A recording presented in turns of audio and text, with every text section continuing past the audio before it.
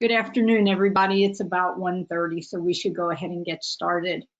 Tomorrow, OITE has a big event and people are really busy getting ready. So I'm here without another staff person. So if someone could do me a favor and put into the questions that you can see my slides and that you can hear me, it would be really helpful. Great. Okay, Carlos, thank you. Derek, Aubrey, thank you. All right. Thanks very, very much. All right. A few notes, technical notes.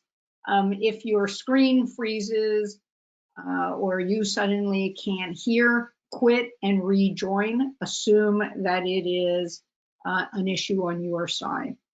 However, if it seems that it's really on my side, so you try, you rejoin, and that's still the case, then please put in the questions, question box that I froze. Usually I have somebody here who feeds me that on the back end, and I'll need your help a little bit today. In the handouts box there on the control panel are the slides, but no need to worry.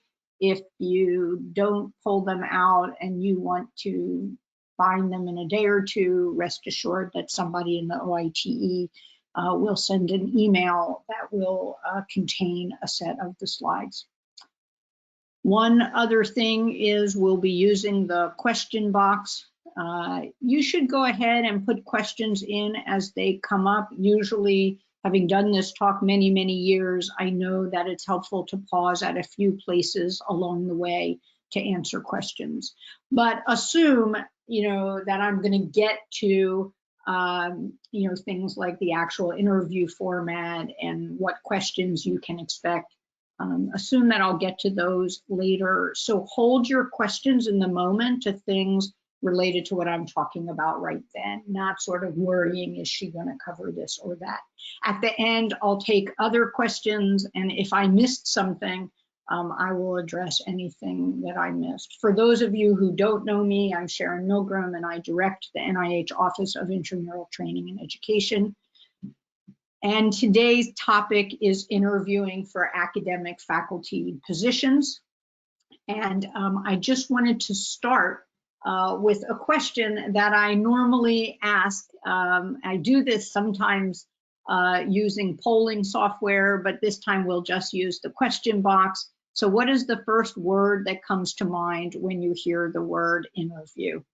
Questions, scary, a few more people of being evaluated, nervous, scary, nervous, assessment, conversation, stress, stress, nervous, stress, opportunity, nervous, scary, nervous, late nights, sales pitch, preparation, opportunity, questions, crap, questions, opportunity, preparation, first impression, evaluation, preparation, thank you.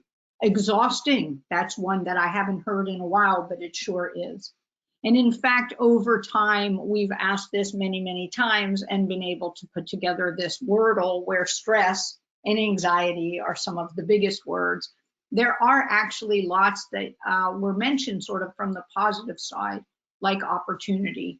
But we really hear these more negative words much, much more often, as you can see here. And although crap didn't show up here, I'll tell you that we've heard it before. Ugh, awful, right? All kinds of negative words. So my goal today is to start from that place of this is a stressful situation and take us to a place of this is a stressful situation and an opportunity, and really hopefully prepare you to take advantage of that in the best way possible. I think it is ludicrous of me to talk about this topic without acknowledging the incredibly difficult and complex and disheartening at times situation that we find ourselves in. Since the pandemic start in March, we all find ourselves in the midst of a situation where we really don't have a lot of control over big, important things. Will people comply with public health instructions? Will a vaccine be ready soon? Will people take it? Will it work? You know, there are so many things we can't control. Also things about academic job searches, and if you're here, that's what you care about. Will schools cancel their searches? Will they hire? Will there be freezes due to economic collapse? So many things we can't control. Stress comes from trying to control things we can't control. So stress comes from actually living here, that we try to control things we can't control or things we wish to control. And de-stress and the ability to think calmly and clearly and the ability to move forward even through really challenging times comes from focusing your energy here on the things you can control. And that's not to say this is a panacea and all of our stress will go away, but I hope we can use today as this opportunity to really think through, how can I maximize any interview opportunities I get this year? How can I be ready to interview in this odd, complicated, unprecedented, and difficult times? We know that people are getting interviews for academic jobs, and actually we know that some offers are being made, and tomorrow I have a meeting with somebody who just got an offer emailed this morning.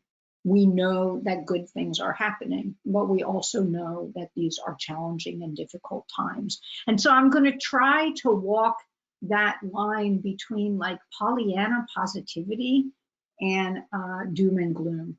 Because if we get caught in doom and gloom, then there's not a really easy way forward. But if we don't acknowledge the unique challenges of interviewing right now, then I think it's going to be difficult to do that when the time comes. So the honest truth is, people saying stress, you know, when I say what word comes to mind, I mean, that really makes sense. The honest truth is you should feel stressed for now. I mean, this is really the appropriate response. You have been planning for this moment for a long time in your career. You were planning for this to happen. You know, in a way, you had this mental model of what this whole process looks like. And now you have to remake a mental model, right, for a new way of interviewing, pandemic interviewing, virtual interviewing, uncertainty. The brain hates uncertainty. And also it takes us time to build new mental models. So I think feeling stressed is a completely appropriate response. The thing is that we have to use that stress in a positive way and make sure that it doesn't really get in the way and paralyze us and make us give up hope. So we have to find that stress and use it because it's potentially helpful if it helps us prepare and practice and develop a strategy for doing this. If we can put our discomfort and our fear into perspective, we can use that fear to drive preparation, to drive a careful consideration of the time we're in, to drive our ability to think through our options and what we can do now to be ready. So my goal today is to help you prepare and view the interviews as the opportunity that they are, right? And some of you did put in the word opportunity, right? So I want everyone to sort of be able to balance the crap, stress, sort of negative words with some positive words like opportunity, all right? So I'm going to give you an overview of the process. A lot of these slides have not changed. Some of the slides are modified for the pandemic, and we'll weave through some material that's tried and true and advice that we'd give no matter what, with some new advice and new input about pandemic and virtual interviewing. I'm going to remind you about resources that might be helpful. Some of these resources are open to NIH trainees only, and it will be important if you're from outside of NIH for you to look at what's available on your campus. You can always, if your campus is a resource poor institution where there's not a lot of career development resources, send me an email and I'll do my best to extend to you the opportunity to use some of our resources here. And then I'm going to do my best to answer any questions you have. I will probably hold a drop-in Q&A at some point, either between the Thanksgiving and December holidays or right at the start of the new year. And you can always email me with questions.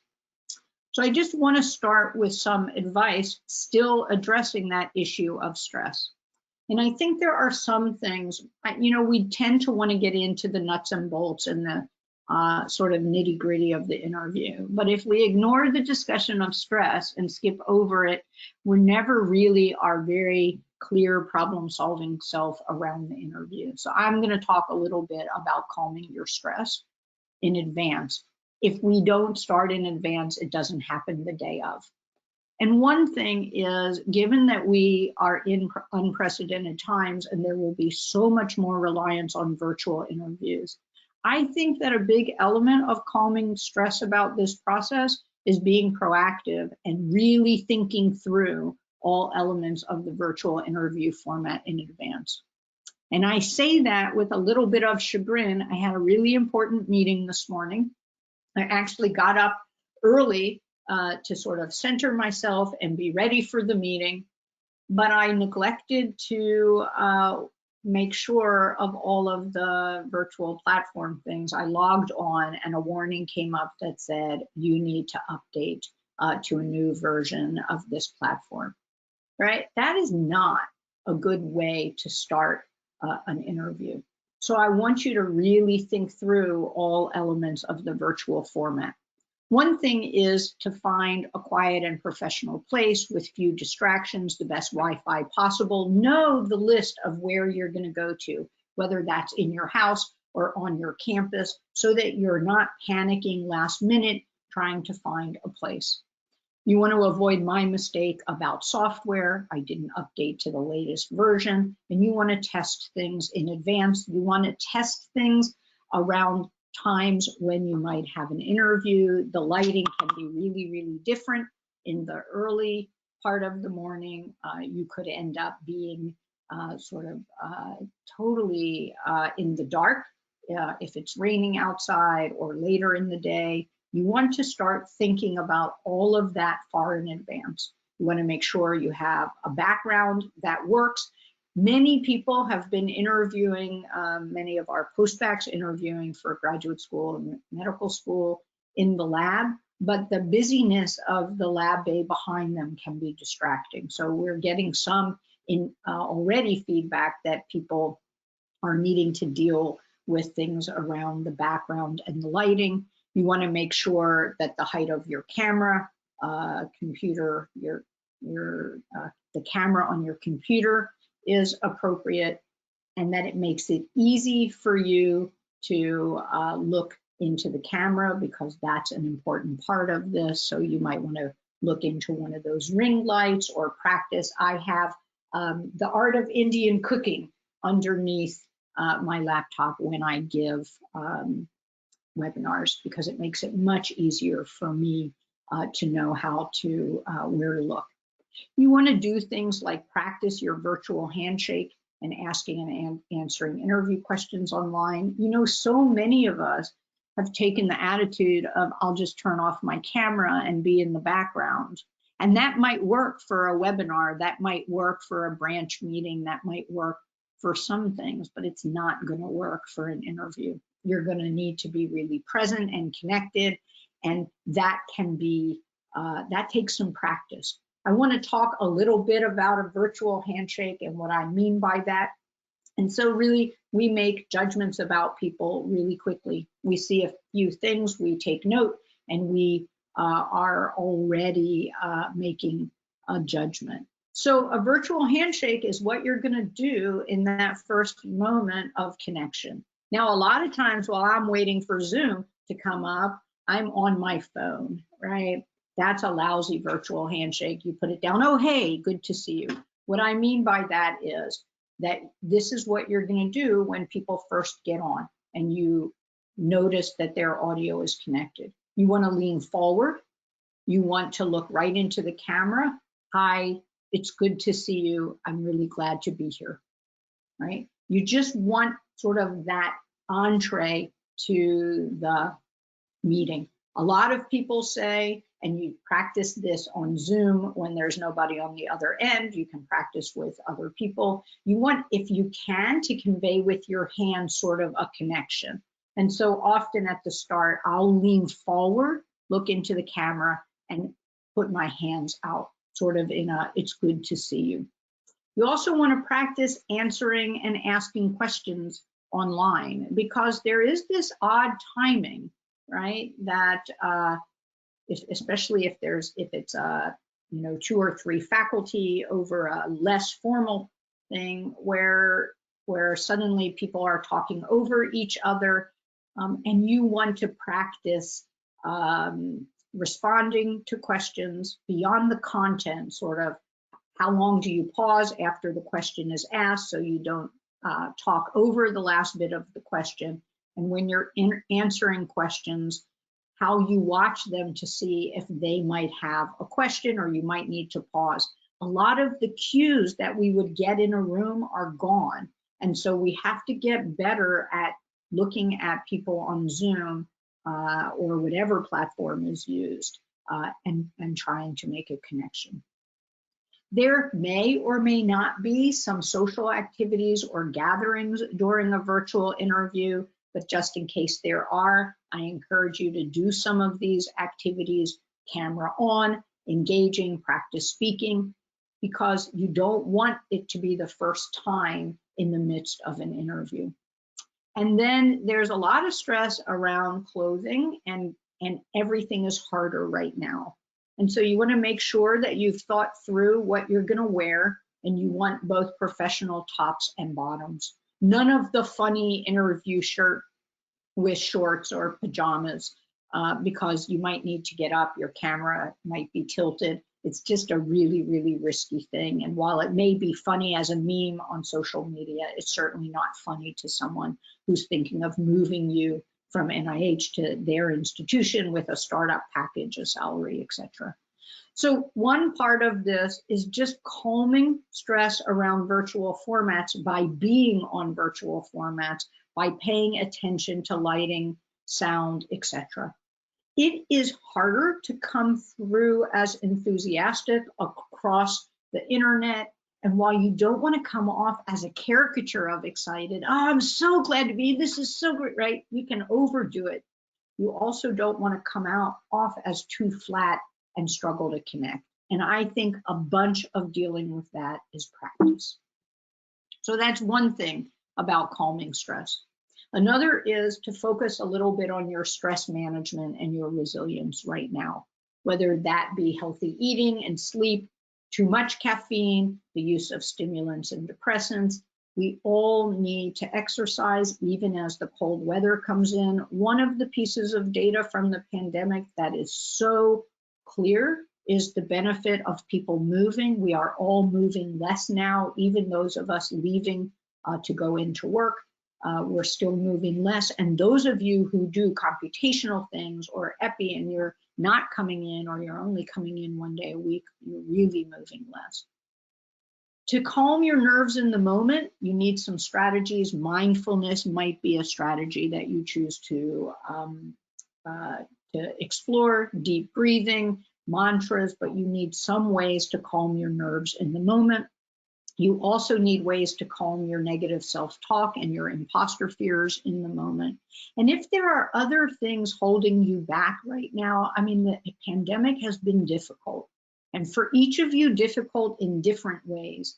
And some of us really right now need to sort of pause and put our mental health and our emotional health at the forefront. It will be hard to interview if you're not in a place of acknowledging the challenge, but embracing the opportunity. If we're just overwhelmed by the challenge, we're going to struggle to embrace the opportunity. And so I think it's always been important, to attend to stress management, wellness, and resilience. But I think to interview in the midst of this situation means to embrace it even more. The third thing in terms of calming your stress in advance is to talk with your PI and other mentors now. Talk about the science you're doing, the science you'll be talking about. Make sure that there's some understanding of what you can do when you leave, whether if your PI is going to continue doing parts of it, because you might get questions about that and you want to be smooth in answering. Well, we've had some good conversations about this. That's what you want to be able to lead with. Here's what we've discussed. That's really important about projects you plan to take with you. And then you also want to talk with your PI about time away for interviews.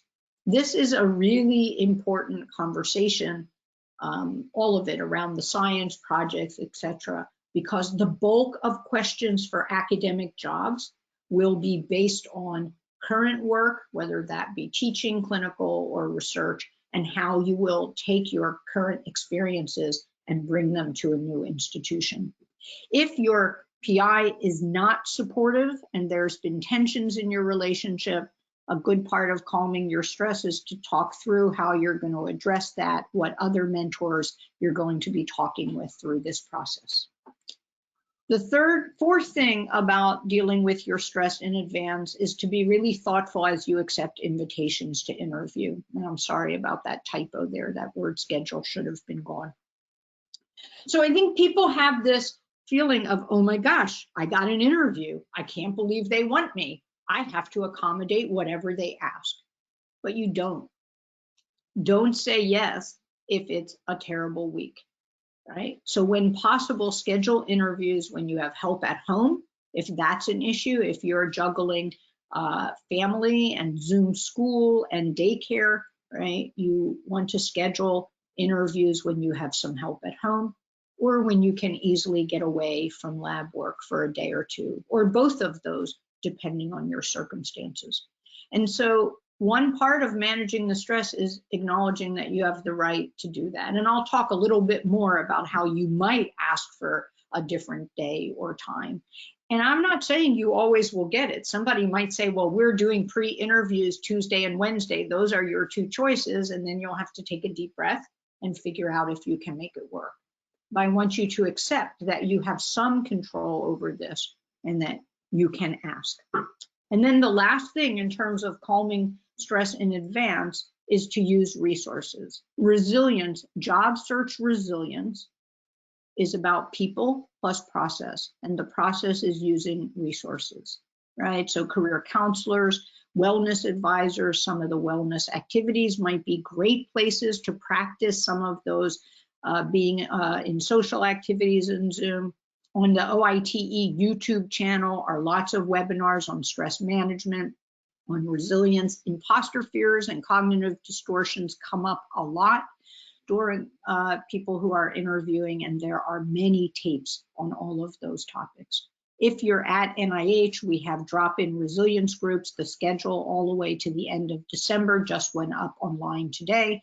There's one, the 22nd is job search stress. The 9th is imposter fears, December 2nd. Don't ask me why I'm going backwards, but December 2nd is focused on uncertainty, the pandemic, and juggling all of that uncertainty. Use these.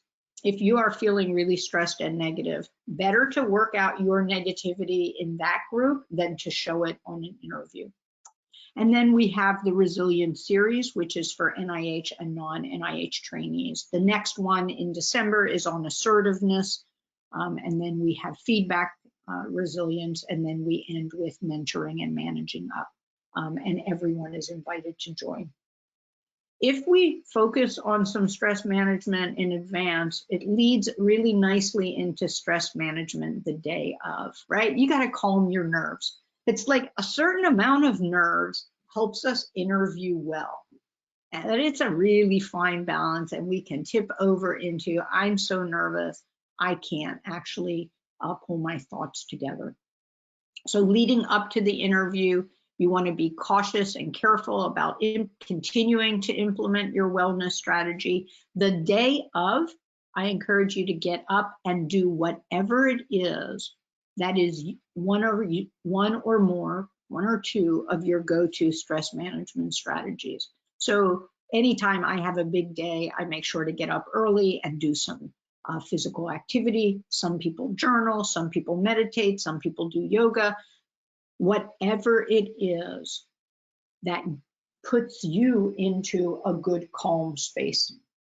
I think it's really helpful to have some go-to supporters that you can reach out to for a kind word, especially if something goes less smoothly than you had hoped, right? You had technical issues or somebody asked a question you hadn't anticipated. It is really great at the end of the interview that there's somebody there who says, interviews are ups and downs, right? Deep breath, keep going. And I think identifying who those people are for you, it really could be just one person. Sometimes having two can be helpful. I think that helps people in the moment. The third is to just remember that you're going to have to refocus. You know, you're not responsible for technology and neither are they, and technology will be a problem. There are a lot of documents floating around on the faculty side, on the university side. Here are ways to deal with the stress of virtual interviews. Here are ways to help our applicants deal with the stress of virtual interviews. And hopefully they will provide you with a phone number that you can call if there's technical issues. But you know, everyone pretty much has to just accept that that might happen. And so we need a way to refocus when it does. And so along those lines, I just want you to remember that it makes sense to be nervous. Everyone will be disappointed and frustrated if technology fails, but people will be watching. And if you are calm and collected, then you are making a huge point about your resilience and your ability to be ready for this job. And so you really want to have some strategies for doing that. And then finally, the day of, anytime these intrusive negative thoughts of this isn't going well, they'll never want me, this is a disaster, anytime you hear those, you want a strategy for saying, not helpful now, not true, I got this far because I put together a good package. So you want to take these things that you worked on to develop in this month, 2 months, however long leading up to interviews, and put them into play that day. So I'm going to pause here for just one moment because I'm going to segue towards sort of the interview itself. So that was my beginning advertisement for how to get ready and deal with the stress of all of this. If there are any questions, go ahead and pop them in. Hopefully I answered the questions on virtual handshakes adequately. But if not, go ahead and put in a question. All right, so I don't see any questions, then I'm going to go on and keep moving through this material. So what is the goal of an interview? To really be prepared, you have to start by asking what the goal is. You cannot reach your goal if you don't consider what they are. So you want to convince members of the department that you can meet their needs and contribute to their community. And you want to look at that through the lens of research, teaching, and or their clinical agenda. And the ad, which might be predominantly focused on research or predominantly focused on teaching or a combination of teaching and clinical, research and clinical. If it's research focused, then you're trying to help them see that the work is exciting, innovative, and fundable. If it's a teaching focused job, you want to show them that you're going to continue to develop your already developing teaching skills and that you're going to contribute to their educational mission, whether that be in the classroom and or the research space. And if it's a clinically focused job, you want to show them that you will continue developing your clinical skills and that you'll be contributing to their patient care, clinical research, and educational missions. And some of you want to show 2 of these, some of you possibly 3 for clinician scientists out there. But there's a personal part to this, and that is that you want to show them that you will be a great colleague, a great teacher, a great mentor, somebody they enjoy talking with, especially once we can all get back together and stand outside a seminar room, but even now through these really challenging times. So you want to really show that you're going to be a colleague that they're going to be comfortable going to, that they're going to want to be asking you to chip in to helping with grand rounds or putting together the undergraduate research festival or being on their student's thesis committee, that you're going to be a citizen of the department that everybody enjoys interacting with. Another goal is to learn about the institution and the department. And this is both in general, right, about the environment in general, but it's also in your discipline, in your department, in the center where your job is, whatever. Depends a little bit on your job, what I mean by the specifically in. And then the third goal is to learn about the area. That is less true in early screening interviews, more true as you progress through the process. But one thing that you need to learn is this a place where I can thrive professionally? And that's sort of encompassed in that first bullet and second bullet. But you also have to thrive personally. And if you have family, they need to thrive as well. So a third goal is to learn about the area.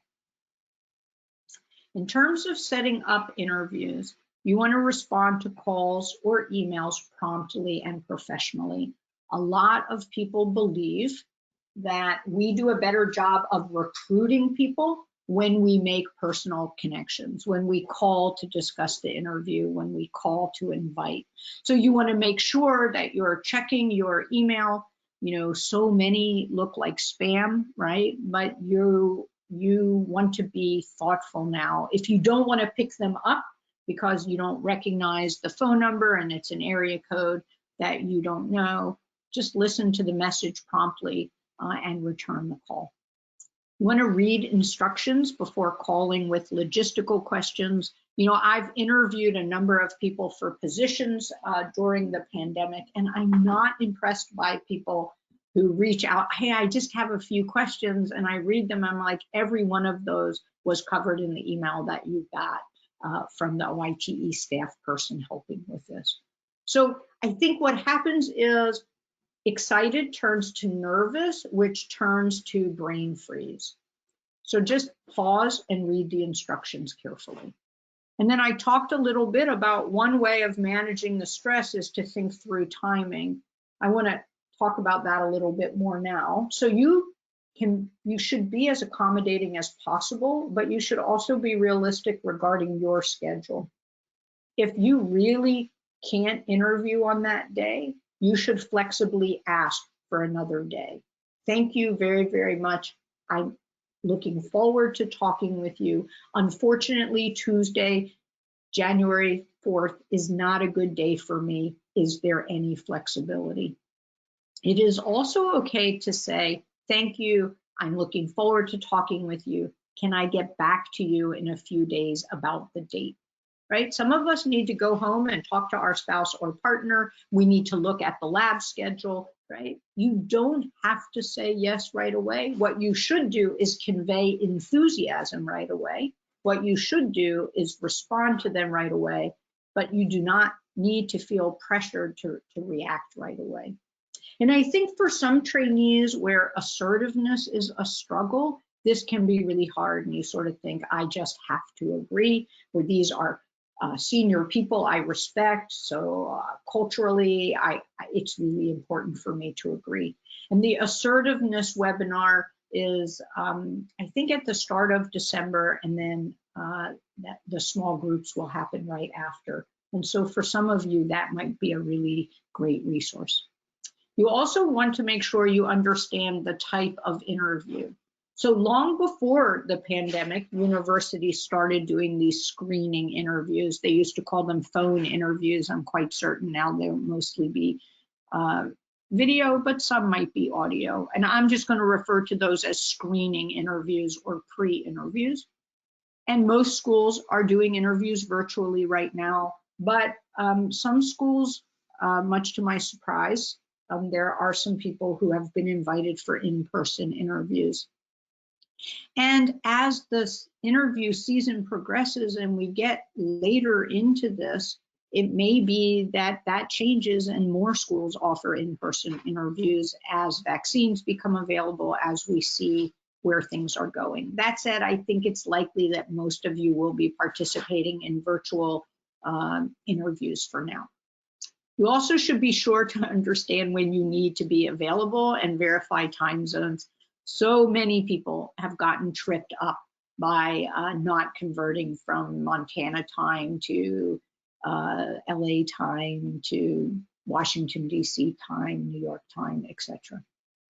And then follow directions for planning the interview. If they say, please reach out to so-and-so by X date, you make the best impression by following through by the date that they ask, or if you can't, by responding to them and letting them know. And I think we should acknowledge that many of us are touched by the pandemic now with scares about exposure in our household, people who've tested positive, ourselves potentially getting sick. And so we need to be realistic that we want to be without without giving up. I mean, we have the right to privacy. It's okay to say, I'm really sorry, right now and here in our house, we're dealing with a COVID scare, and I'll need to get back to you later. So I think it's really important to acknowledge that we're all in a place of vulnerability right now. You know, somebody said to me about that as I was talking to them about what they were going to do, that maybe they wouldn't get the job because of that. And I paused for a moment, and then they said, not that I'm sure I'd want the job if they can't hear that. And so I'll leave you with that thought about asking for flexibility. I want you to remember this really important first principle. You are getting interviewed. It is true that the program is interviewing you, but you are also interviewing the program. You have to find a place where you are happy. And so you are also interviewing the program. It is not an equal balance. It does not become an equal balance until you have offers, right? But you are still, you should be able to ask questions. They should be welcoming of your questions. You should be thinking critically about their environment, not just them thinking critically about you. Screening interviews, which used to be called phone interviews, are probably now mostly by video conference based on what I'm hearing, although some people still use the phone. Find a quiet place with really good reception. These last anywhere from 20 to 40 minutes, and there's anywhere from 1 to 4 interviewers. And a lot of what I'm saying right here applies to any virtual interview, but these were on the slides from previous years because these screening interviews were mostly virtual. So the first thing to do is jot down the names of interviewers at the start. I actually, when I talk to multiple people, will make sure that I do it in the order of Zoom. It changes sometimes, but I find it really, really helpful to jot down the names that way. But anything that you can do to remember names so that when you're answering, you can personalize the answer a little bit. The loss of facial and body language cues can be really, really hard. It's a little bit better with video conferencing than it is by phone, but I've noticed that people tend to ramble on Zoom or on the phone a lot of the time. It's sort of, we don't have that clear signal that somebody else is going to start talking, especially if they have their cameras off or if it's by phone. So we tend to ramble. We get nervous and fill the time. So you should give an answer. And then you should pause. And in your head, you should count to 3. And it's going to feel like 3 minutes, but it really is just 3 seconds. If there is no follow-up, you can just say, would you like me to expand on that? And then you won't be rambling. I have had times where I've interviewed people in these types of screening or virtual interviews where they go on, and even when I try to stop them, it's just like you got on a train and it's going down the track. That's one of the reasons why I think practice matters so much, and every article you read about virtual interviews says it takes much more practice, because you really have to have an internal sense of, am I going on too long?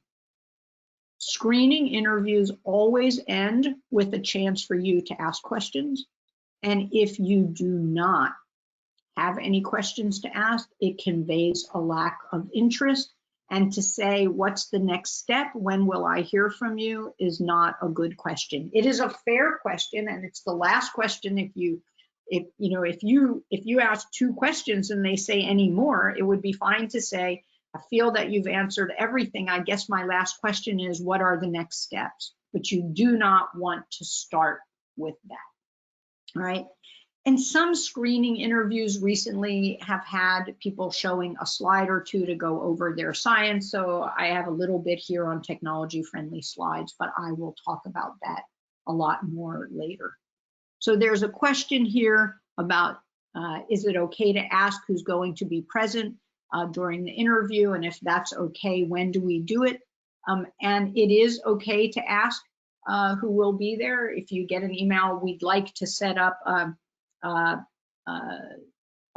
brief meeting with you to discuss the position in our department.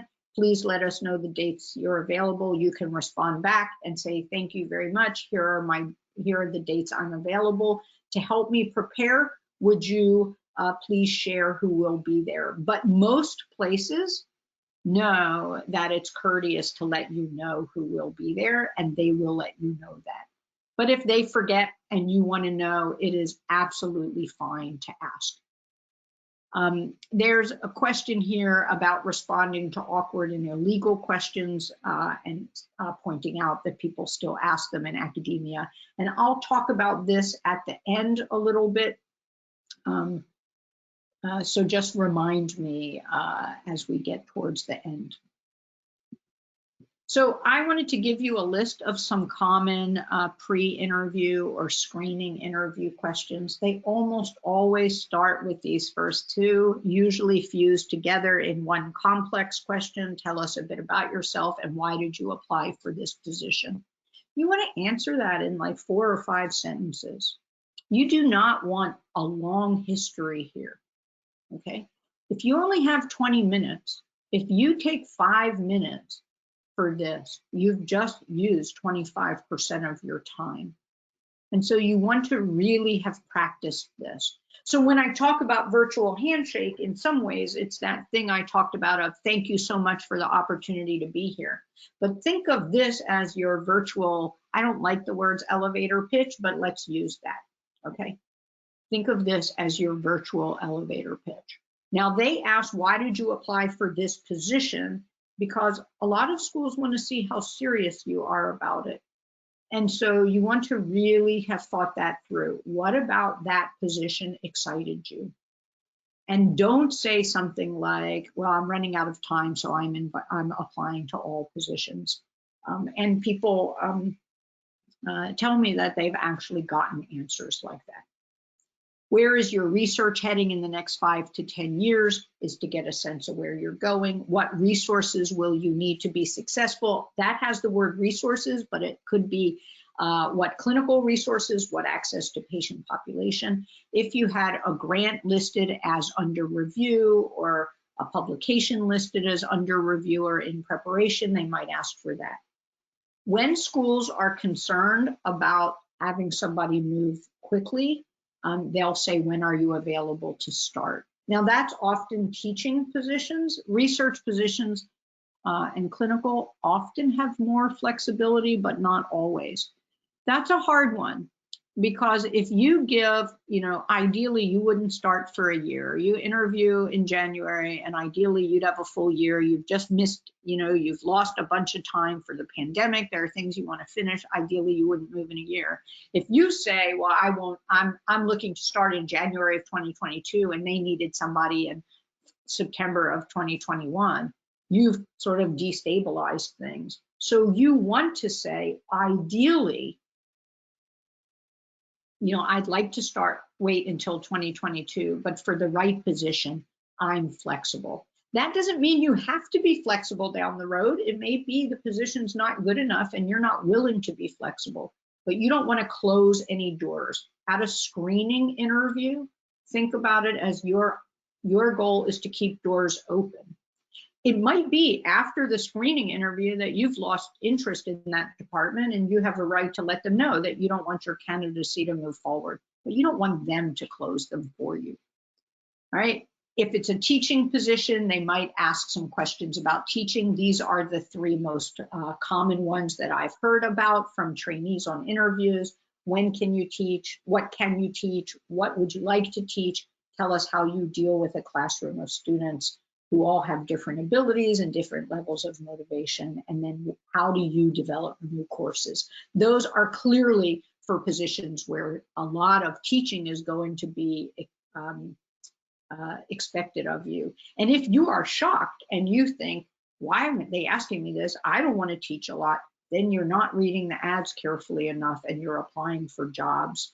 And I don't mean careful like you're skipping it. I mean, in depth enough, maybe is what I should say, like reading the nuances of the language. Because if people are asking a lot of questions like that, then they're looking for people who want to put some energy and time into teaching. So that's what I have to say about those screening interviews. There's one question here. If we do not know the answer, is it fine to say we don't know?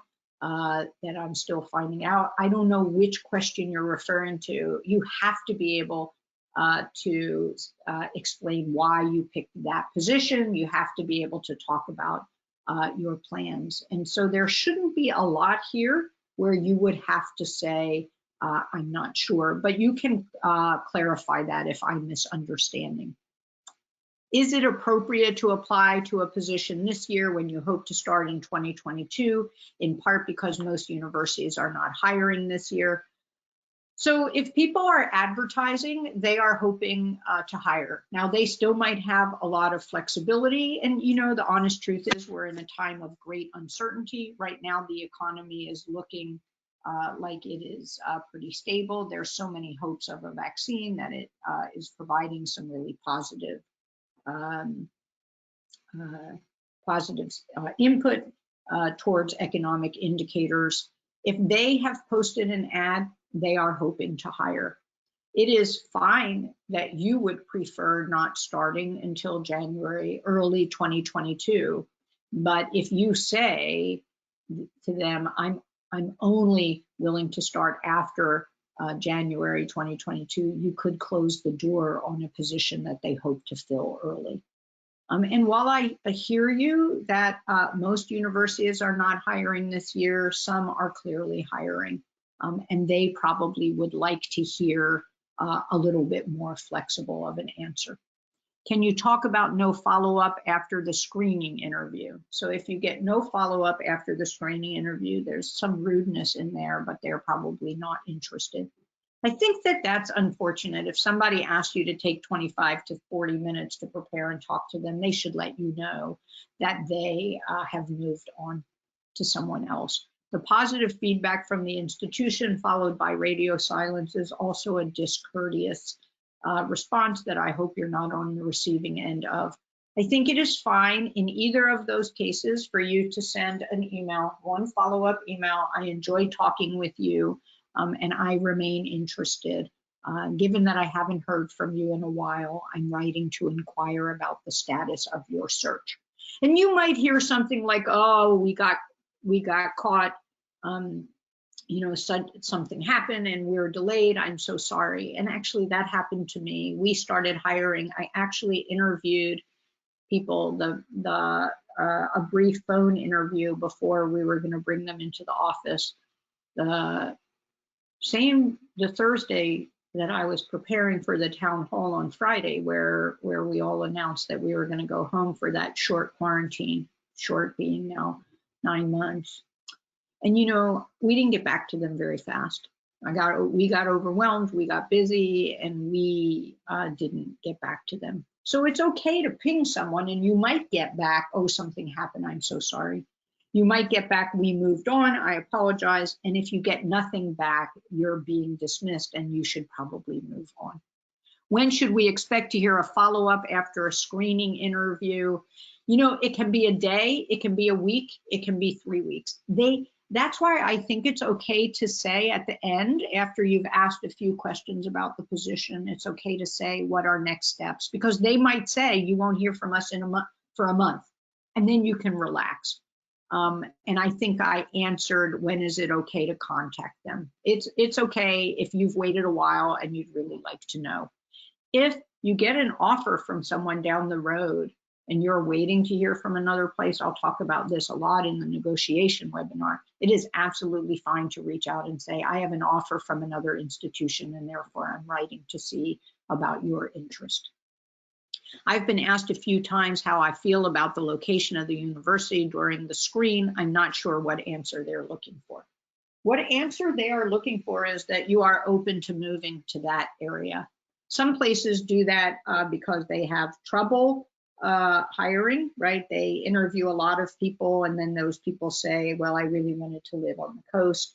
They're looking for, would you really be open to moving there? Sometimes they're looking to hear, I mean, if somebody enthusiastically says, my family is in the Midwest and I'm very excited about moving back to the Midwest, that's a good answer.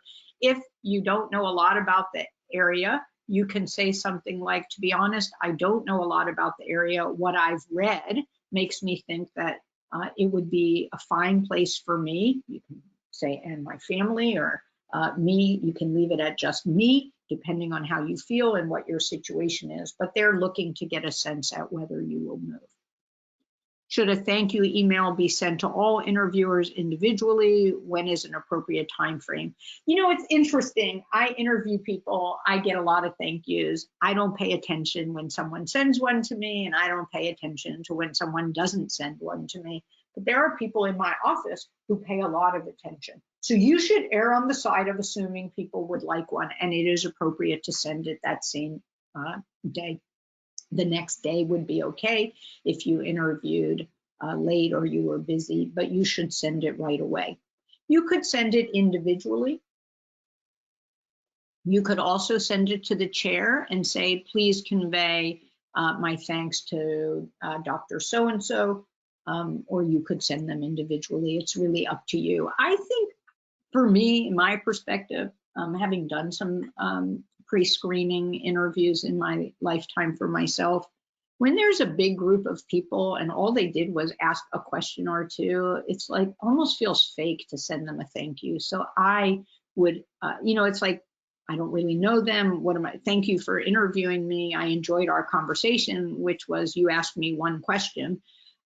It just feels so fake to me. And so I like the approach of emailing the chair and saying, please thank the search committee, or please thank your colleagues on my behalf. How appropriate is it to ask for the committee's feedback in case of a negative outcome? It is absolutely fine. Some people won't do it at all. Some people will take the easy way out and just say there wasn't a good fit, even if there was some critical input, but you might get some honest, helpful feedback. It's appropriate to ask. It's not appropriate to follow them and badger them about it. If you don't get a response, move on. All right, so that is screening interviews. Now let's talk about the campus interview process, or the virtual campus interview process. And I think we just need to acknowledge that there are so many unknowns this year. And, you know, I read all the articles that talk about how disheartened the postdoc community is, and I understand, and, you know, I worry about it a lot. I think about it a lot. And I think that it's brave and courageous to be thinking about interviewing right now. I think in some ways it's brave and courageous for all of us to be moving forward, because it's such a fraught time, and it would be so much easier to just sort of ignore everything. And I think what you should do is move forward and just sort of appreciate the unknowns.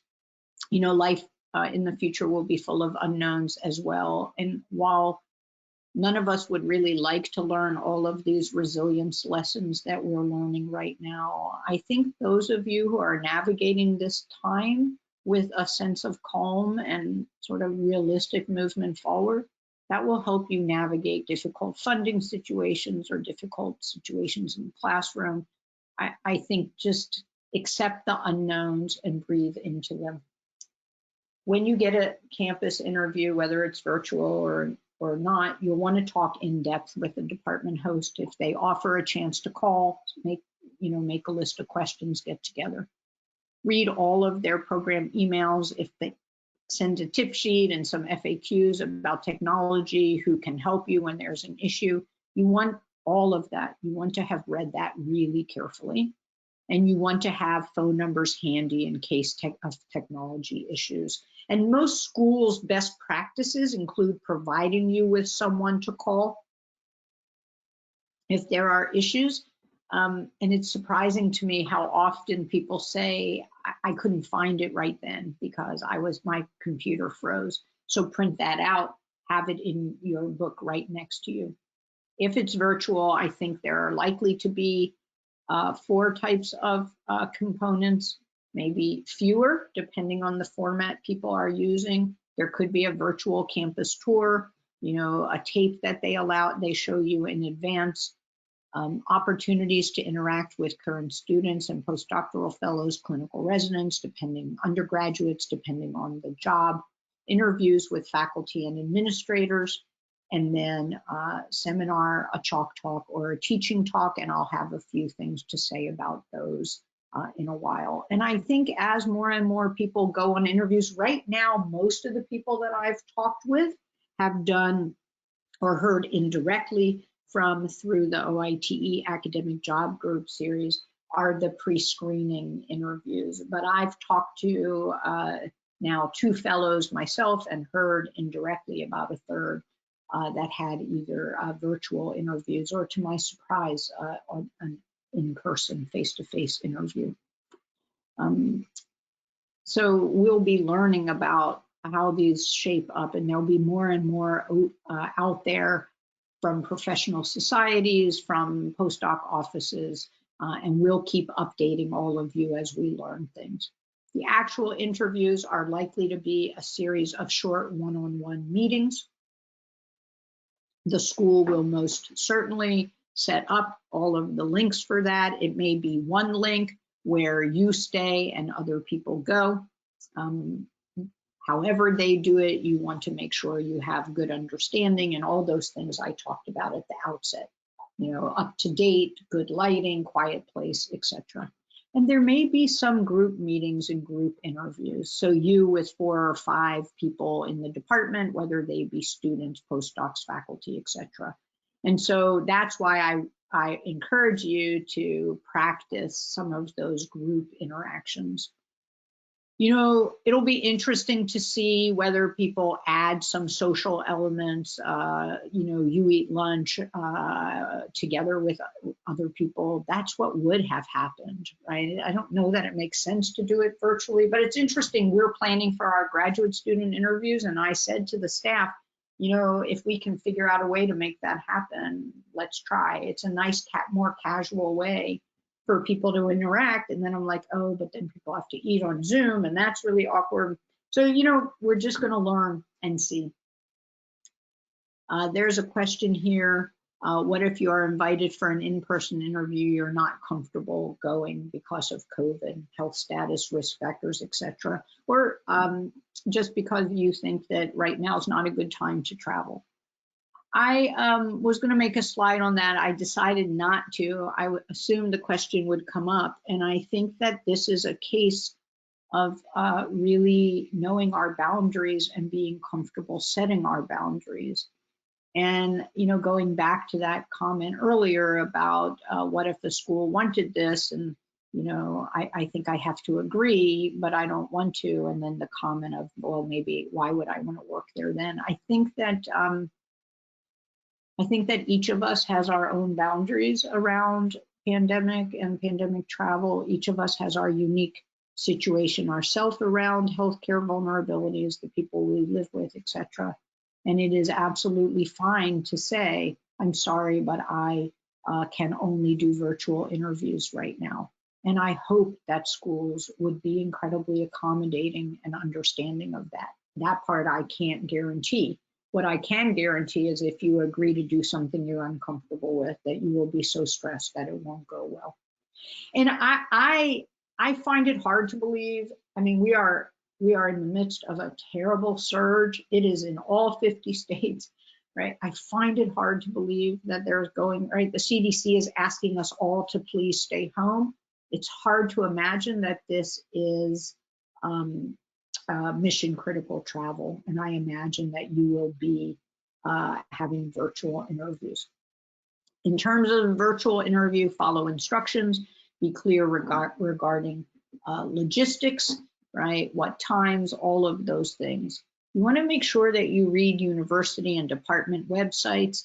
You know, you have to show that you understand the institution. I find, you know, at NIH, if somebody interviews and they've read the Catalyst or looked at the OITE website and see the activities we just recently read, or if it's a science position, something around science happening in that IC, that's how you show that you really care. That's how you distinguish yourself from others.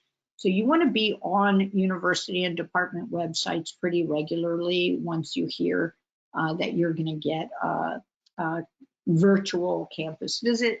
You want to make sure that you have a list of questions you need answered and a list of resources you want to learn about. You want to consider anything that you would like to discuss with the chair or head of the search committee. This can be personal issues. These can be professional issues.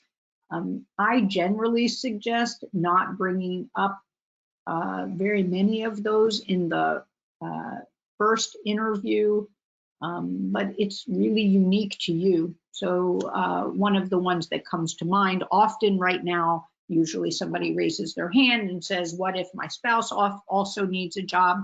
You can bring that up or not. The time when you have to really be clear about things like that are when they call you and say, we're interested in moving forward. But it's okay to bring it up earlier if you would like to. What I think is when people say, oh, I'll just deal with those things later, and then somebody brings it up, it can be really challenging, right? And so I encourage people to think it through so that you have a response. And this a little bit brings up inappropriate interview questions, and trainees with international sounding names will sometimes get questions about their visa status. There are questions sometimes, inappropriate questions asked around disabilities, and there's actually already a question around that. People can ask really inappropriate questions of women about childcare needs. You know, I think that it's worth, in terms of getting ready, thinking those things through so that you're not sputtering and sort of lost in the moment. And I can't give you a list of, if they say this, you say that. So what I encourage you to do is, as you think through the things you are worried about, that you decide how you might like to handle it. And so if you talked about a disability in your application, like the questioner here, if it comes up and you feel that it's from a genuine place of helpfulness, you might choose to answer it. But if you're not sure why it's coming up, you might say, I just want to understand the purpose of the question. And somebody might say, well, I want to make sure we can provide this or that, and that might make you comfortable. Or they might say, they might sputter and sort of, oh, blah, blah, blah, and then you have a sense that maybe they weren't asking with a purpose in mind. I think each and every one of you has to decide what question you will or won't answer. You know, I interviewed for the NIH position and I was trying to decide, so when was I going to come out, right? When was I going to say, you know, my partner and she is an artist? And I was really uncertain, right? And then in my second interview, I made a comment about we're heading out on vacation, and my future potential boss said, who's we? And, you know, I decided that it was coming from a place of genuine curiosity, and it was a chance for me to see whether I was going to be comfortable there. So you have to think it through and decide. If somebody said, you know, oh, you know, what about daycare and childcare? I think I would say, well, I'm certain I've been doing my job up until now, and I'm certain I could continue. I wouldn't engage in a discussion about that, right? But when somebody said, who's we, I felt comfortable coming out. Each of you gets to decide, all right? And some of the questions in here now are really unique about when should I bring up a disability and accommodation. And I think it's a little bit the same of the story I just told. It depends how you are feeling. If you feel this is a good place, I'm feeling like this might be the right place, it might be very appropriate when you meet with the chair or the head of the search committee at the end to say, I'd like to talk about some accommodations that I will need to be successful. In the moment, though, you might decide, I don't want to bring that up. I want to wait until later. It is really your choice. Now, some things are not hidden, right? And we have to address them. I've had mentees that I work with who interviewed, 7 months pregnant, right? So they were likely to get some, there was going to be some discussion about babies in daycare. And a lot of them used those discussions and how accommodating people were to judge whether this was the right institution for them or not. So it's really up to you to decide when to bring something up that's hidden, right, that you can control. And if they bring something up and you wish to engage, you just want to think through how you want to talk about that. And if you want to keep it minimal, you can say, I feel like these details would be better discussed at a later date.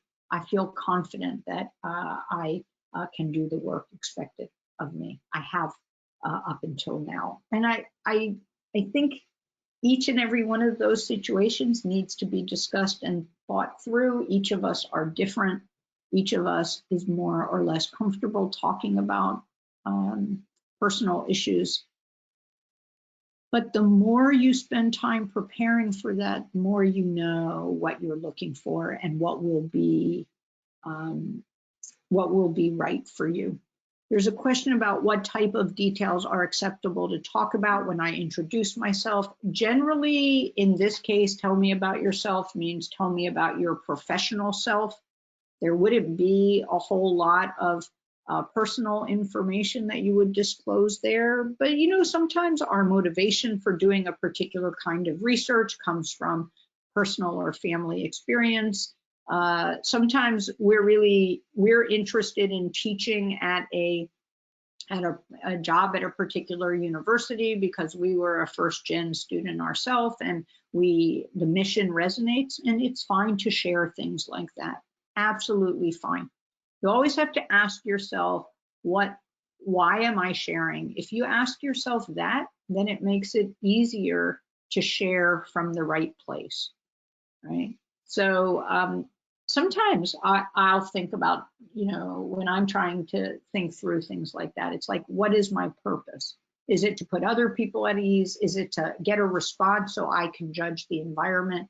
And that's a good way to start. Is it okay to wear headphones during the interview? It is absolutely fine to wear headphones during the interview.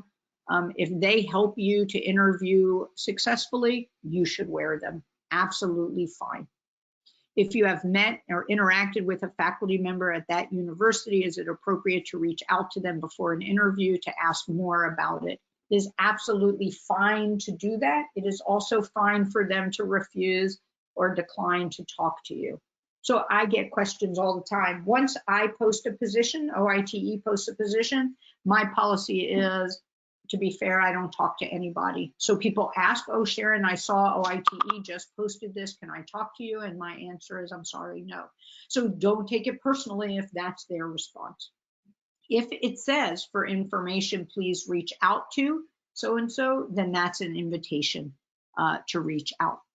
How to navigate personal connections during virtual meetings. I think that's a lot about not like staring into the camera, leaning forward, getting your face really close, which I've seen some people do, but it is an element of setting your camera so that more than just your head is visible, using your hands a little bit. You might start, if things are, you're meeting with a group of students, you want to have a couple questions that will help you make a personal connection. So this has been a rough time since March. How are students here managing that, right? If it's Monday, it might be reasonable if you're chatting in between things or right? Everybody's getting together and there's like that dreaded silence at the start of a Zoom meeting. So you might say, what did some of you do over the weekend? What you don't want is to just awkwardly be sitting there. All right, so if there's an admin person who logs on to help you, waiting till the interviewer gets there, and that's a format that's used a lot now. Just a couple of chatty questions. And you can start with, I want to thank you for all of the help and for being here. Can you let me know? Can you hear me okay? Wow, we all have the shared experience of the pandemic right now. Wow, the pandemic has been difficult. How are you and your family doing? Right? Now, if you're asked, how are you and your family doing, or how are you doing? Some people won't ask and family, because really you're supposed to focus on the science and the people, and it shouldn't matter family-wise, but it's something that, some people just say you and your family as a courtesy. Then you want to have an answer. You don't want to go into every detail about everything that's been hard. You want to convey a professional response to that. There's been a lot of juggling in our house, but I'm really pleased to say I managed to get some work done. I also have learned a lot about, Zoom and virtual meetings and virtual family gatherings, right? So it's superficial, but personal a little bit. I think you have to practice a lot, because these are really awkward things. Normally, somebody would say, as you're waiting, how was your flight, right? And they can't do that now. They might say, have you ever been to Iowa before, right? Now, that's a good thing that you could do. You could say, I've never been to such and such city before. What can you tell me in these few minutes? So you want to have your strategies ready. You should decide what you will wear in advance. It takes longer to order things now. You can't go into stores and try things on. So do this all in advance. Comfortable, neat, and consistent with the culture of where you're interviewing. If it's a clinical department, more formal, although ties right now seem really like almost impossible to imagine. I have been on many Zoom meetings in clinical departments where people are wearing ties. So think about the culture of the department you're interviewing with and dress appropriately. If you get on and you're overdressed and somebody says, feel free to take your tie off during the break, take it off. But you want to make sure you have your clothes ready, and you want to practice and practice and practice some more. This is an awkward medium to interview. It also is a great opportunity for schools to interview more people. So the flip side of this really complicated thing is, well, they don't have to fly people in. They can interview more people. It's a chance to shine. And maybe you wouldn't have gotten an interview in person, but you'll get an interview here. So remember that strong interview skills develop with practice. So I can't stress that enough. First impressions form quickly. You're trying to connect professionally and personally. You've asked some questions about that already. You must have questions when asked. And if there are social activities, they are still a part of the interview. If they say we're gonna all gather on Zoom at 4 o'clock for tea, then that is a part of the interview, even though it's social. This slide, I almost took it out, but the honest truth is we still make judgments about people really quickly through both nonverbal and verbal cues. Some of the nonverbal cues are appearance and eye contact, how you're navigating your virtual handshake, etc., gesture, postures, right? Slumped over versus sitting up straight, big difference. I also think some of it is the background on your virtual platform now.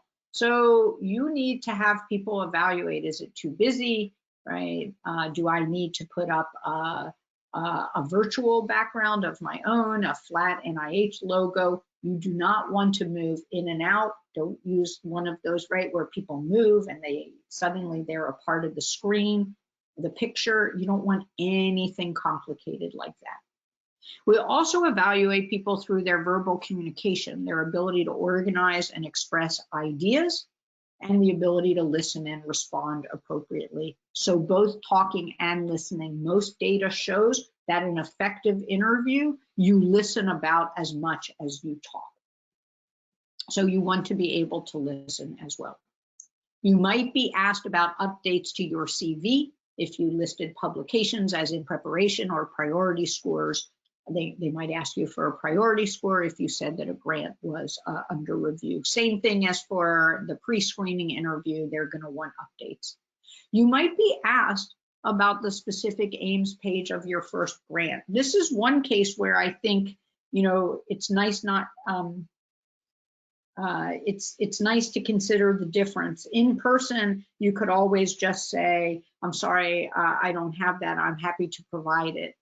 But now, you know, it could be easy, right? Oh yeah, here, I'll email it to you right now.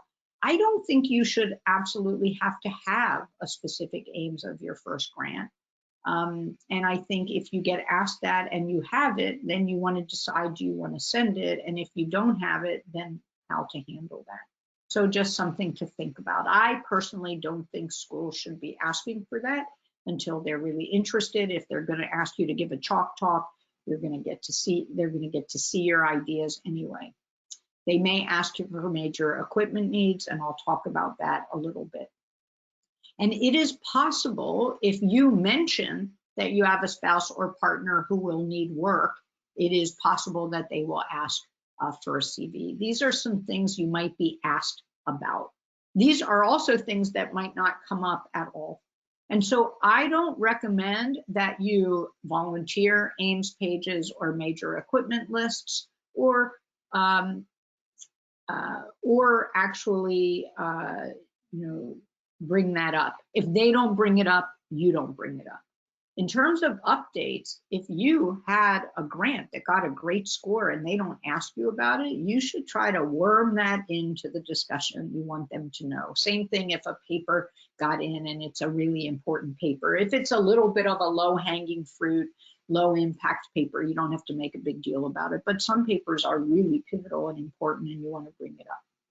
The thing about spouse and partner, I'll talk about right at the end. A little bit about, because it is such an area of stress for many, many people.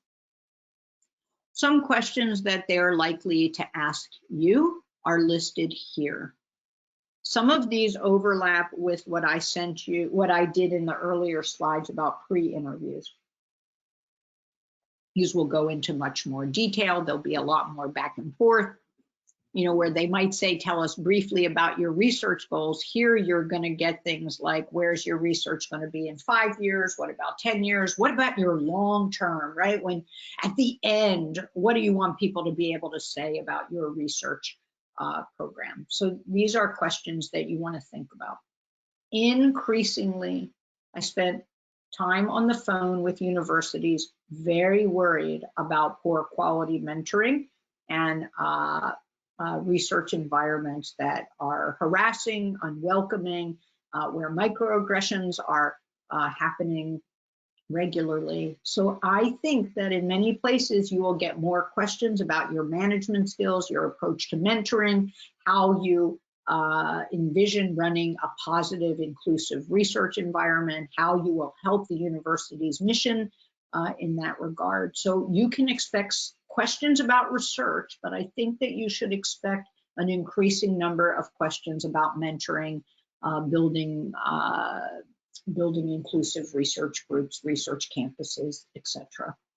And I think that that's a good sign. If you get questions like that, it's a good sign that you'll be in a supportive, positive environment. And I hope that you take advantage of all the OITE resources that we provide you with to develop those skills. Certainly, there's much to be proud of in science, but there's also much that needs to change. From the stigma around time off and self-care and healthy boundaries and vacations, to incivility, to unwelcoming, to really mentors that really degrade people and disrespect people. We need to change. And so you might get more questions about that. Here are some questions unique to predominantly undergraduate institutions, largely about teaching. You need to show that you understand their student body. If there's a whole lot of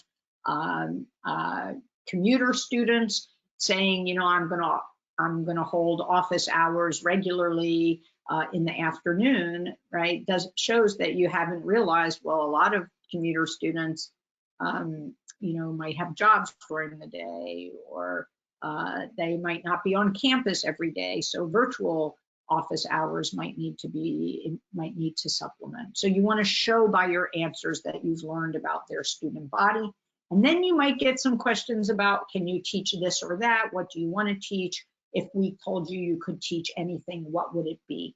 When you give answers to things like that, you want to be clear about your loves and interests and show flexibility simultaneously. While I would love teaching this or that, I'm open to filling needs in the department as well, right? So you want to show flexibility. And then there might be, for those of you who are clinicians, some questions unique to clinical departments. How much protected research time you might need or want. Very, very often clinical departments rely on K grants. So rather than saying, where will your research be in 5 years, they might say, what will be in your K grant? You might hear from the research side, what will be in your first R01, but clinical folks often say, what will be in your K grant? What experience do you have mentoring and teaching medical students, interns, residents? So similar kind of thing, that there is an increased interest in citizenship and supporting trainees and making the environment more welcoming, more diverse, more inclusive. And so you'll get questions that reflect that. While they might not ask for your wish list or a list of all of your equipment needs, they might just ask questions about what are some major things you'll need to be successful. I'll talk a lot about wish lists in the negotiation talk, but generally these are divided into these major categories. Major equipment, which also will be referred to as capital outlay, meaning they spend a lot of money up front to buy the equipment. General setup costs, these are the generally, under $5,000 things that you need to get started, all dependent on what you do. So there's no general list that you can rely on. And then there are what's known as recurring costs. Those are personnel costs, travel costs, patient recruitment costs, IT, animal care and use, a clinical nurse if you're a clinician scientist. Those are recurring costs. You need money every year for that. And at some point, you'll want to know whether a part of your salary will have to come out of your startup package or not. But if at an interview before an offer is made, if they ask you what would be on your wish list, it's really these first 3 categories. Here are some things I would need. I do not suggest that you send this unless you absolutely have to, and generally the best thing to do is to do it at a later date. But I've talked to people where they were asked early on. The reason for that is often that schools are worried that they can't provide everything that a candidate needs. And if your needs and what they can provide are so far apart, then they don't want to move forward. So if you are asked about this, you want to be really, you want to convey flexibility. While having access to this is important, I don't necessarily need to buy my own. I can use the flow cytometer in the core facility, etc. You want to show flexibility because you want them to believe that your needs and what they can provide overlap. And so I won't talk a lot more about wish lists right now, but I wanted to bring it up a little bit because you might be asked about things you need. All that thinking up front about what will it take for me to be successful, that feeds into interviewing successfully. If you spend a lot of time on their website and you see all kinds of core facilities, you can answer questions by saying, I saw just such a richness of core facilities. I think that those will really help me. Can you give me a sense of how people pay for those, right? And A, it shows you were interested because you did your homework. B, you're interviewing them and getting a sense of, do you have what you need to be successful? Now, you should also be asking questions, and I gave you a list of big, broad topics here. You get to choose what questions you ask and don't ask. Keep that thought again in mind of why am I asking this, right? And there might be some things that you don't want to ask on a first interview that you want to ask at a later interview. So you want to know about the culture of the department, the research center, the institution. You want to know about sort of where are they heading research-wise and what are areas of focus? What are their centers of excellence about? What drives their mission? You want to understand the type and amount of teaching and clinical duties. If you are running a research group, you want to know about how do people get students, what's the quality, what are the numbers, postdocs, medical residents, depending on the environment.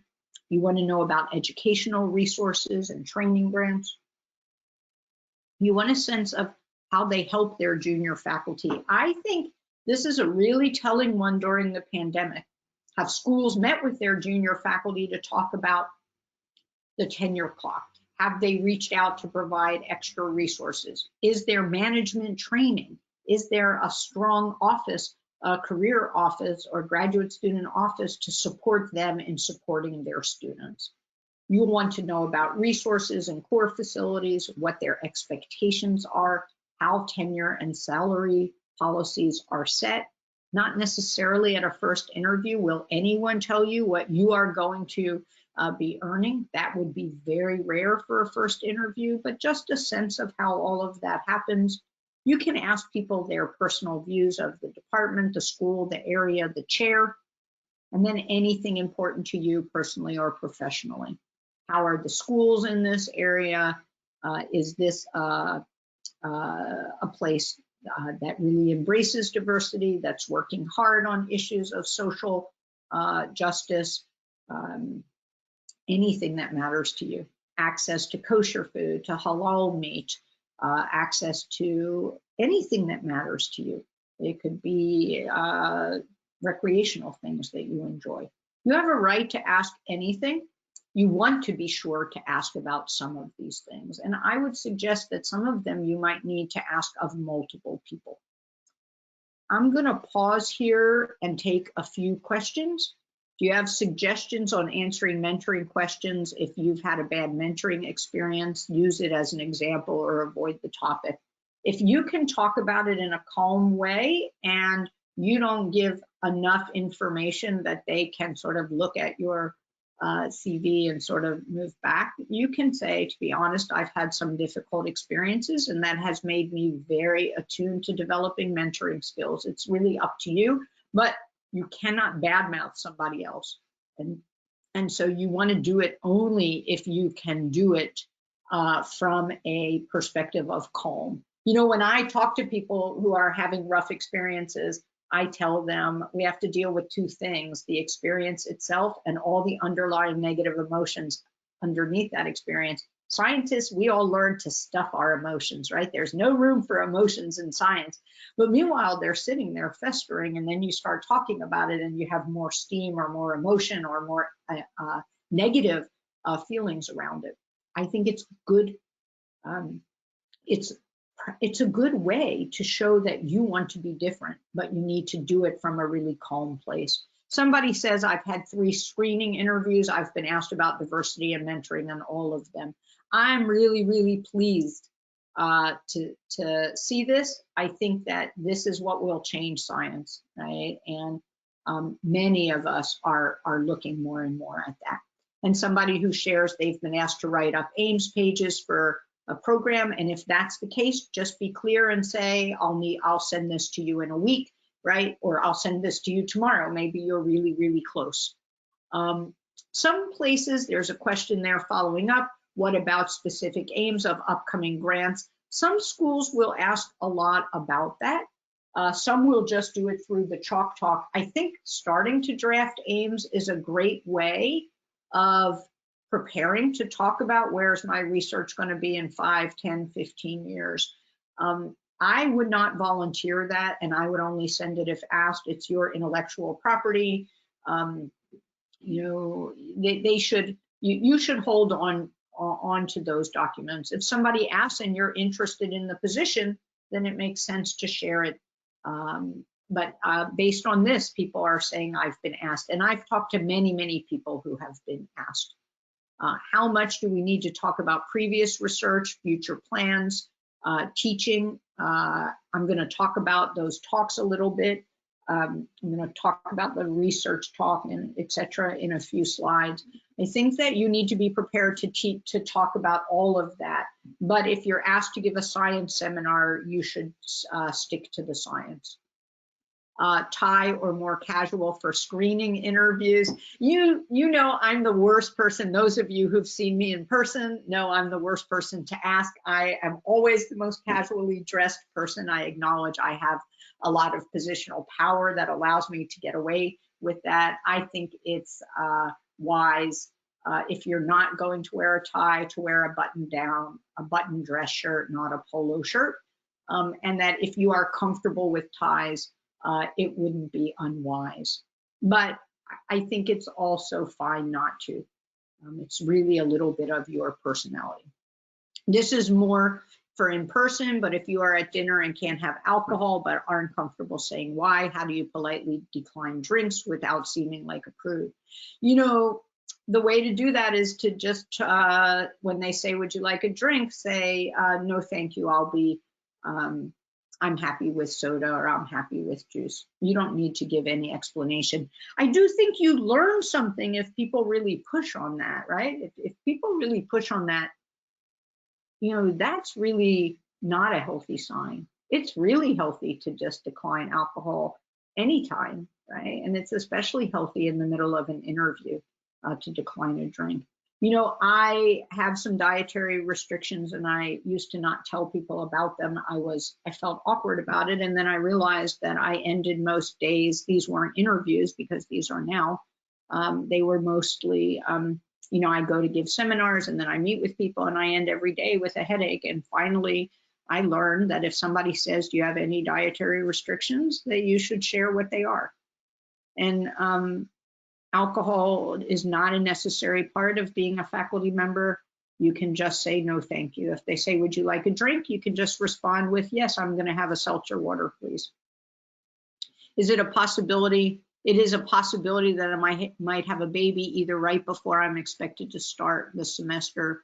I know I'm not required to talk about this in an interview, but I also think it's discourteous to not mention it, as it would obviously have an impact on getting started. You know, it's against laws for people to ask you about it. It is not.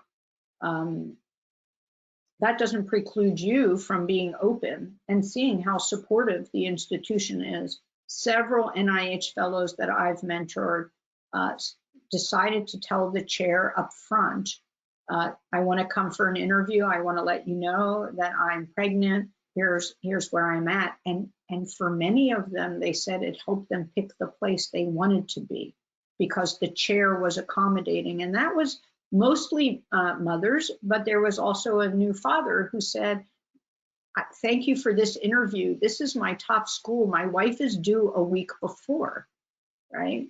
And the school was incredibly accommodating. Oh, well, we wouldn't want you, you know, we're not going to schedule this right now. Let's revisit this. And they were incredibly accommodating. He decided he wanted to go, but he wanted to wait for support to be there to make sure the baby was okay. It's really your choice whether to talk about this or not. I think it's easy for me from the position of having a job to say, you know, you wouldn't want to go to a place that didn't support you, right? That's sort of hubris that comes from somebody who has a job, but the honest truth is you wouldn't want to go to a place where there's no space to be a human. And so you'll have to weigh how you wish to talk about that. Those are the kinds of things that career counselors and mentors can help you think through. I just wonder if having a grant is a critical criteria for applying for faculty jobs. It is not, although all things being equal, having grants help people get interviews without a doubt. There are way more jobs than there are K-99 grants, but there are places who say we're only hiring people with a grant, and that's an ouch if you don't have one, and unfortunately. How should we answer the question about disabilities in the application if we have a minor disability? If you're asking about the demographic information, you should understand that that is separated. So if you get a request from the university after you apply that says, please tell us about yourself, that is for equal opportunity, the Equal Opportunity Office. That is uncoupled from your application, and you have a right to answer that however you feel comfortable. Do they send PowerPoint instructions they want to see before the interview? Is there standard instructions for all academic interviews we need to know? There are no standard instructions. There are some similar things, and I'm going to talk about these 3 kinds of talks, which are sort of standard kind of talks, but there's no everybody does it the same. So I cleared the question box. Let's talk about the types of talks. I think without a doubt, you will still be giving a scientific seminar that shows that you're doing exciting science, right? And that you can talk about it. You might be asked to do a chalk talk. That is really to show what you will do when you first arrive, and your goal is to show that it's fundable, you can defend your ideas effectively, that it's exciting. And then some schools ask for a teaching talk, and the goal there is to evaluate your teaching and how you handle the classroom. There is a really old talk. I don't know how old it is, how to give an effective job talk. It's almost from my first year at NIH in 08 or 09, but I still get emails from people saying that it was a really helpful overview, and you can take a look at that if you want. So a few things. The first is just know exactly the time allowed and the IT resources available in person. That is, you know how long the seminar is. There's usually time for questions afterward. Sometimes there's a lot of undergraduates, so they want the talk to be 40 minutes, not 50 minutes, because everybody needs to be done at 50 minutes. So you want to pay attention to that. And at this point, with virtual formats, most of these are an hour, but remember that people are on Zoom a lot and there's Zoom fatigue, and so you want to be thoughtful about finishing a little bit early so that you have time to take questions. If they ask you for a chalk talk, how these are going to happen virtually is I imagine that you'll be allowed to have a slide or 2, since you can't draw on the board, and to ask you to draw on the whiteboard in a Teams format or on Zoom, I think is asking way too much. It'll be interesting. This is where I said a lot of flux. In terms of teaching talks, I have heard now from 2 people who were asked to submit a taped teaching talk rather than giving one in the moment, but I'm going to talk about them from the perspective of just in general how to prepare. And I just want to say a few things about virtual formats. First of all, simplify every one of your slides. You don't want a lot of animation. You don't want a whole lot of complication. If you are going to show a video, make sure you know how to do that so that you don't have a big fumble with, can you hear me? Can you see it? Right? And that happens for a lot of us. So you want to make sure you know how to do that. And I suggest you put numbers on each slide in case something goes wrong and somebody else is advancing them. And then you can say, we're on slide number 7 now. And then it's possible they will ask you for something taped in advance. Probably not a seminar talk, but it's possible that an introduction to a chalk talk or a little bit of a teaching talk, you might be asked for something taped in advance. In terms of the job seminar, make sure you know your audience. Will it be students and faculty, medical residents, and interns? Like, who is going to be there? And understand what they are evaluating, which is the science and your ability to talk about the science and how well that science fits within their community. And so this is not like a branch talk, right, where everybody works on the same thing. You can skip significance. You don't need to provide background. You just dive right in. You want to tell a story. Less is often more. People think, I want to show more data. Let me put in another set of experiments, but really less is more. You want to tell a story. You want crisp, clean data slides. And even online, you want to try to be as engaging and personable and enthusiastic as possible. You have to practice it a lot. It feels so awkward to be all enthusiastic and you're here by yourself, right? So somehow you have to get to the point of being able to imagine that there are people listening to you. And they have two choices: to pull their email up over your slide or not. And you want to be able to convey a story that grabs their attention. Think through all the questions you might get, right? What are the weaknesses in this story that someone could ask me about? Because then you can think through what the answers might be. And then consider how the virtual format changes your talk or not. Maybe you would have shown a lot of video, but now you're worried about bandwidth. What's the most important video? You just need to think through all of that. Chalk talks, I don't know where these are going to go, but I do think that they'll become some informal discussion about science, maybe where you have one or two slides, you set the stage, and then there's questions. The goal of a chalk talk is that it's an informal discussion about your first goals and grants. You're supposed to show there that you've thought through all the pitfalls and possible alternate approaches, that you know what preliminary data you need. You should expect and welcome interruptions. That's what these are about. So you don't need to practice a long presentation. The way to prepare for a chalk talk is to imagine every question people could ask and make sure that you have a way of addressing them. Friendly but vigorous discussion is a good sign, and I think it's an especially good sign if people can pull this off virtually. That means they're comfortable with each other. That means they've been getting together to discuss science a lot.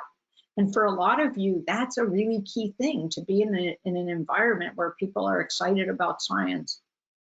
And you know, we've had so many national meetings now with virtual platforms, so many opportunities to develop the ability to do this.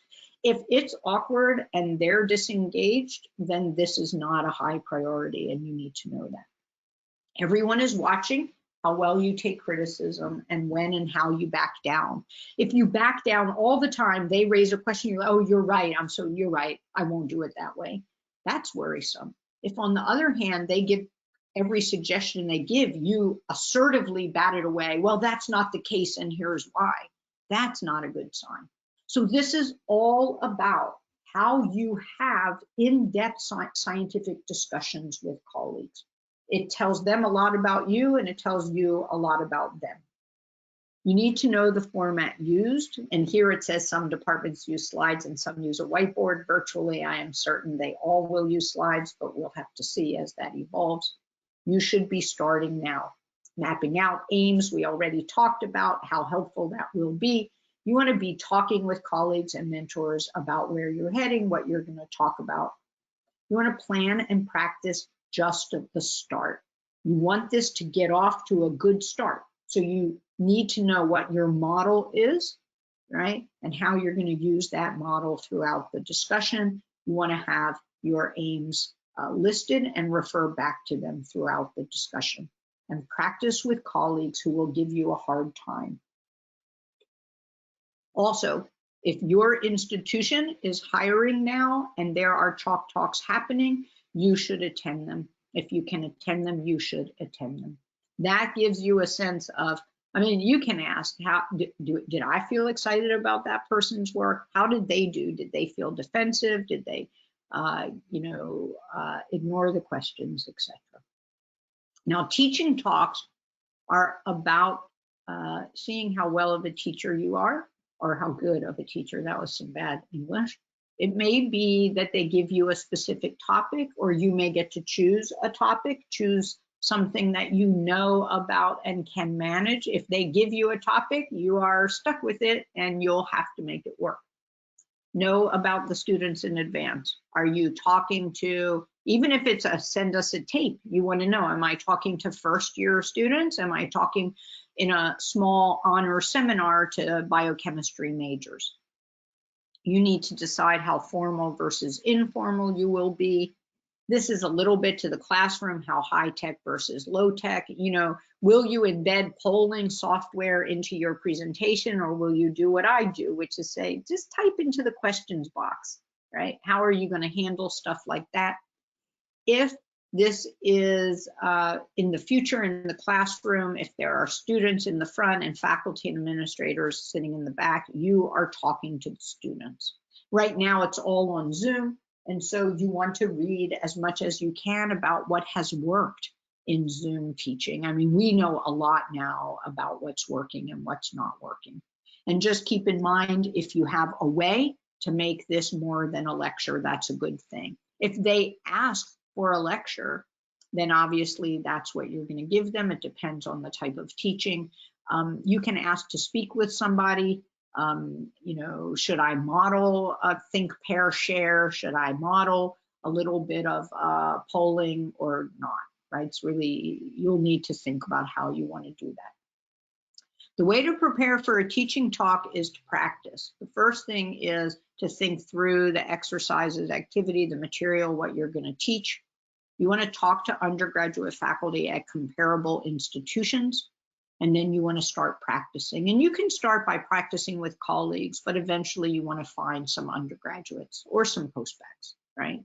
But you want to teach to some people at the level that you're going to teach. If this is for teaching in a professional school, nursing students, pharmacy students, etc., I think that our postbacks are adequate. You might not be able to get exactly the audience that you need.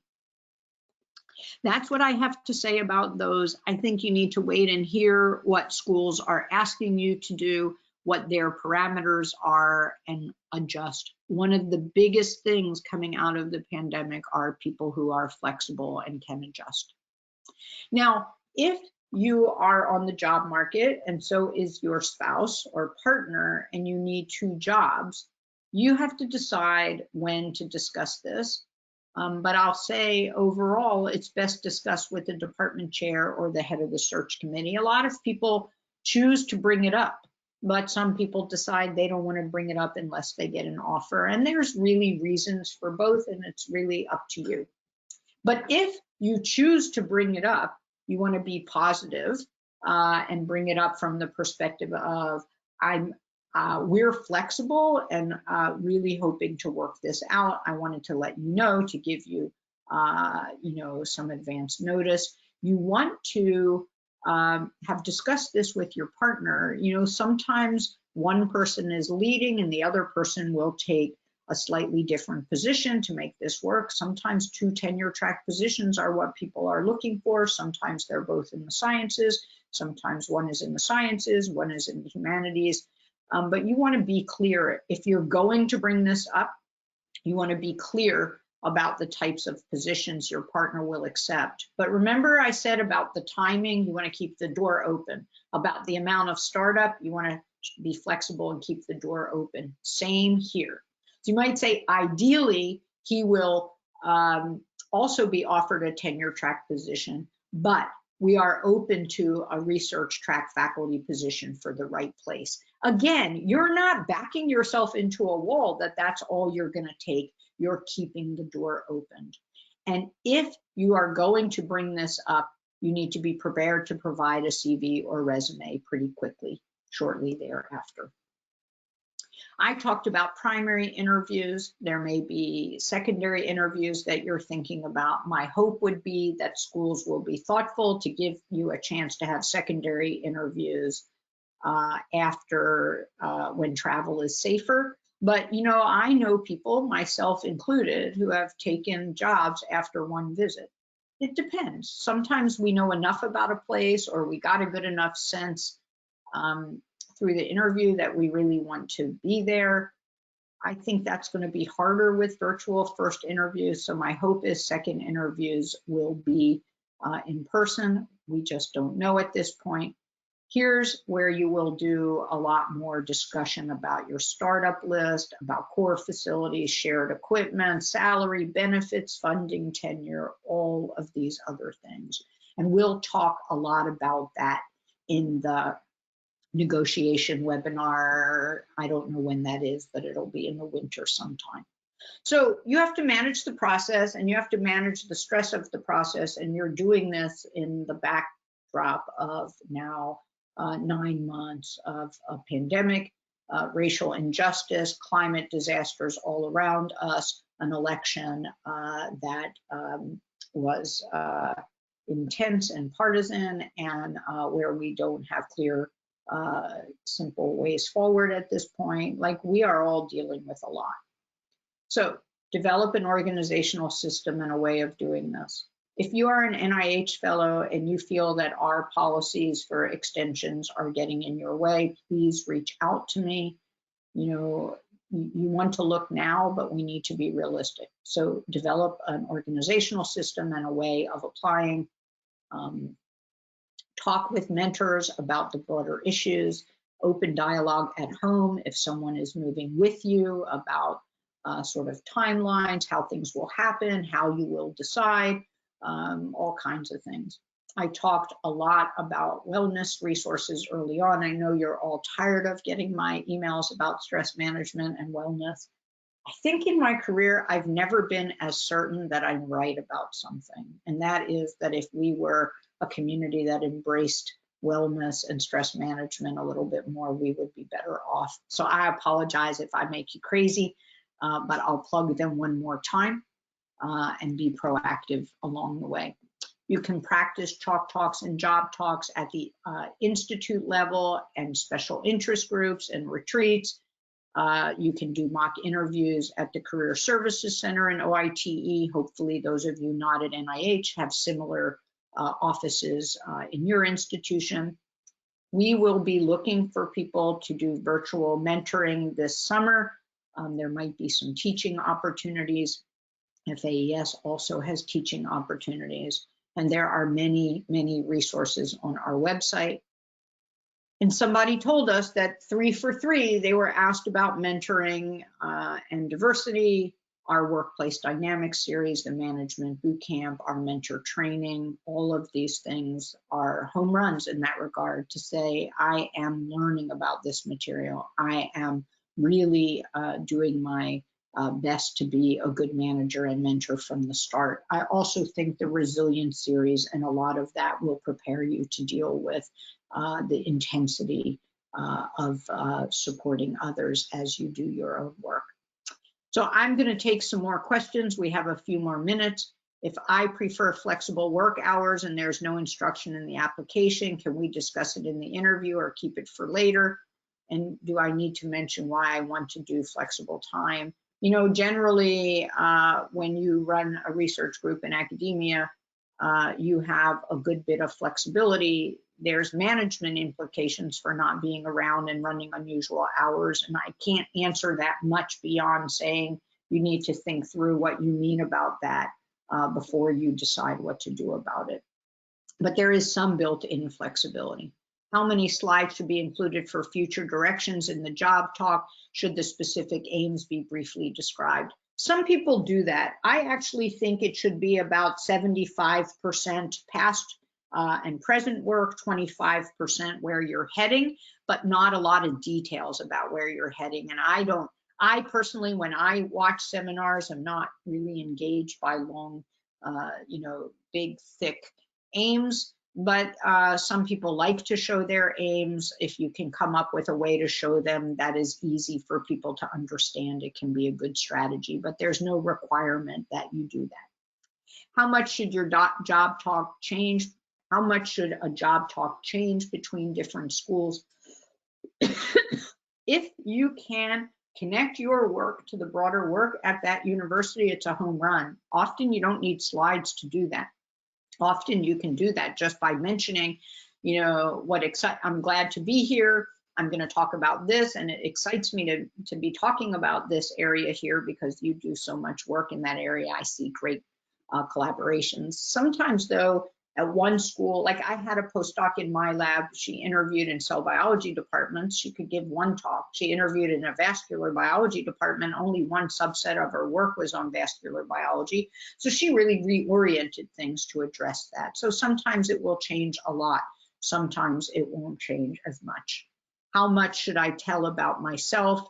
This is a professional meeting, and so you should talk about yourself within a professional context. If the talk, I'm not sure I understand, if the talk before meeting the team, should I introduce myself? I'm sorry, I don't know what you mean by that, so I can't answer it. In job application research statement, how much should we reveal if our research is confidential?